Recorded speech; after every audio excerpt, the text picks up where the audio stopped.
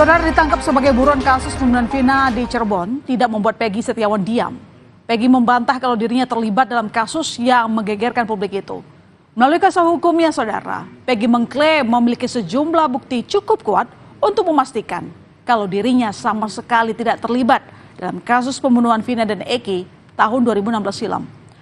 Babak baru berikutnya, Peggy akan menghadapi sidang pra-peradilan. Ia akan berupaya membela diri melalui jalur hukum. Lantas, bukti-bukti apa saja yang sudah disiapkan pihak Peggy untuk menghadapi gugatan pra-peradilan? Peggy Setiawan ditangkap polisi pada 21 Mei lalu, saudara. Ia disebut sebagai buron satu-satunya dan yang terakhir dalam kasus pembunuhan Vina 8 tahun silam. Terseretnya Peggy dalam lingkaran kasus Vina ini tidak terlepas dari kesaksian Aep. Saksi kunci Aep mengaku kalau dirinya melihat Eki dan Vina dikejar segerombolan orang pada 27 Agustus lalu. Sekitar pukul 22 WIB, saudara, di tahun 8 tahun silam. Nah, saat itu Aep yang sedang berada di warung sempat melihat adanya aksi pelemparan batu. Dalam peristiwa itu, menurut pengakuan Aep, ia melihat Peggy ada dalam gerombolan yang menyerang Vina dan Eki. Dengan demikian Aep memastikan kalau Peggy Setiawan yang saat ini ditahan benar-benar terlibat dalam kasus kelam 8 tahun silam. Saya lagi di warung, terus ada pengendara motor yang berpakai seragam yang bertulisan ekstisi itu lewat, terus langsung dilempari batu. Tuh di situ dilempari batu, terus dikejar-kejar tuh, baru ketangkep tuh. Itu dia menanyakan apakah saudara kenal sama orang ini? Ya, saya mengenalinya, cuman saya tidak tahu namanya gitu. Terus motornya apakah tahu motornya? Saya sebutkan ya saya tahu motornya apa, Smash gitu ya. Smash warna pink. Ya, tapi saudara, kesaksian Aep ini bertolak belakang dengan pengakuan rekan kerja dan kerabat Peggy, Suharsono atau Bondol, Ibnu dan Suparman yang sekaligus merupakan paman Peggy serta Robi adik Peggy. Mereka memastikan saat kejadian Peggy justru sedang berada di Bandung dan bekerja sebagai kuli bangunan.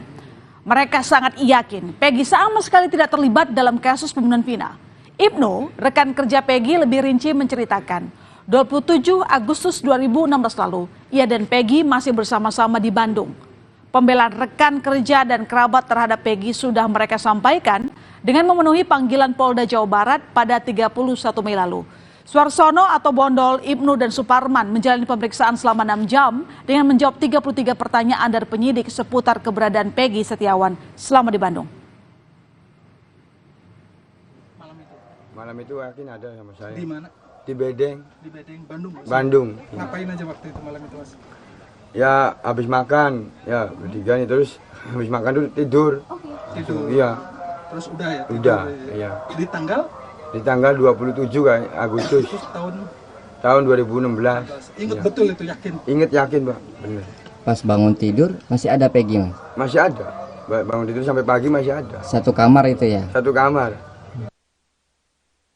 Keberadaan Peggy di Bandung diperkuat dengan jejak digital yang disiapkan sebagai barang bukti untuk sidang pra-peradilan Peggy oleh tim kuasa hukum. Status yang diunggah Peggy di media sosial, saudara, rentan 12 Agustus hingga 10 Desember 2016 menunjukkan Peggy ada di Bandung. Diketahui kasus pembunuhan Vina dan Eki terjadi 27 Agustus 2016 di Cirebon, Jawa Barat. Nah, kuasa hukum Peggy menunjukkan Peggy cukup rajin mengunggah status di akun media sosial Facebook membagikan kegiatannya selama di Bandung. Salah satu status yang ditulis Peggy, saudara, pada 1 September 2016, Peggy mengatakan bahwa dia mengadu nggak tahu apa-apa tentang masalah kenapa saya kena getahnya. Nah, status ini ia tulis, saudara, saat mendapat kabar dari ibunya kalau rumahnya di Cirebon digeledah oleh polisi. Dan jejak digital ini akan menjadi salah satu bukti yang akan dibawa saat pra-peradilan pada 24 Juni mendatang.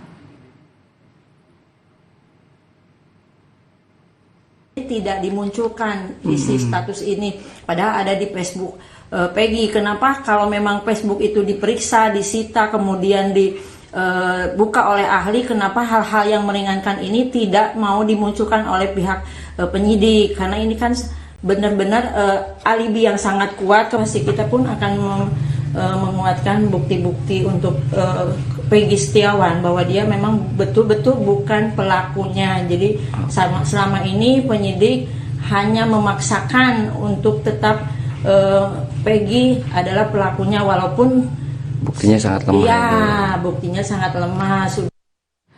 Ya, dan tidak hanya dari sisi keluarga dan teman-teman Peggy, warga di sekitar TKP juga membantah kesaksian Aep.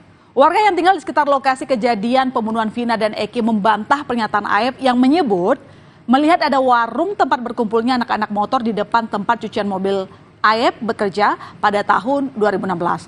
Nah, sehingga kesaksian Aep melihat peristiwa dinilai janggal. Warungnya yang sebelah mana, karena saya juga perokok aktif.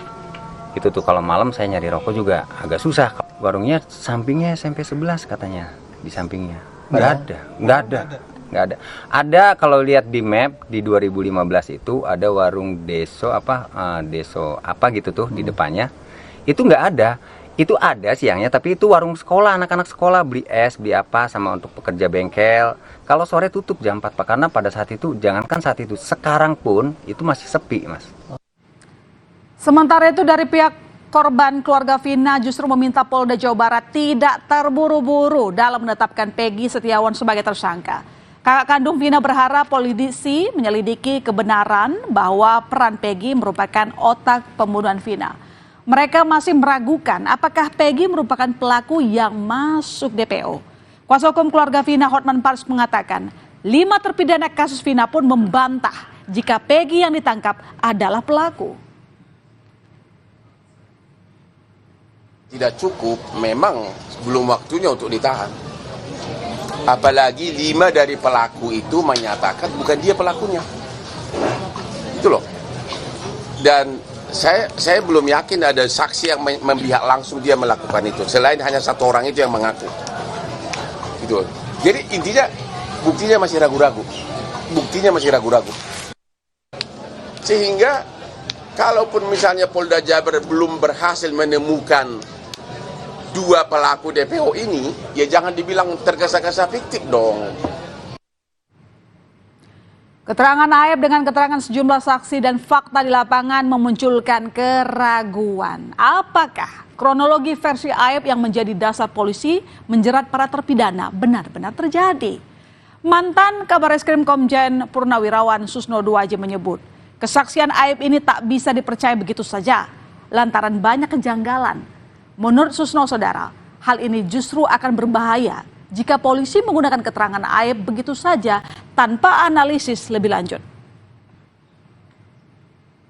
Adalah saksi yang namanya Aep. Aep melihat malam kejadian jam 10 malam, jarak 100 meter, tidak kenal dengan yang namanya Peggy, tapi tahu wajahnya Peggy. Dari segi peristiwa dan apa yang diucapkan, dan apalagi malam itu gelap dan hujan, sudah pasti Aep ini bohong.